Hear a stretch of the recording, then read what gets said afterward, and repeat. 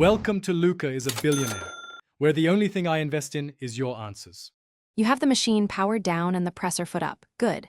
Place the spool on the spindle and secure it with the cap. This prevents wobble during feed. Trim the thread end to a neat 45-degree point so it slips through guides. Pull about 12 inches of thread and lay it along the top path, first guide, then through the upper tension discs, so the thread seats properly. Once done, keep slight tension in your hand to control the feed as you move to the next steps. With the thread seated in the tension discs, pull enough to see it hold tension. This ensures consistent stitch formation. Next, route the thread up to the K-cup lever and insert it from right to left. This lever controls thread flow during stitch formation, so proper entry prevents loops. Then follow the front-facing thread guides down the machine body, making sure the thread sits in each groove to avoid snagging.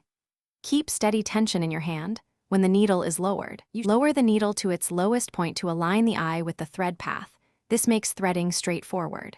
Thread the needle from front to back, then pull about 4 to 6 inches of thread under the presser foot so you have tail length. Use the hand wheel to lower and raise the needle while gently pulling the upper thread. This draws the bobbin thread up through the needle plate. Once both threads are visible, test with 3 slow stitches to confirm even stitches. If you see looping, check tension and reseat the thread. That usually solves it. Thanks for watching and please subscribe. It's the best investment you'll ever make.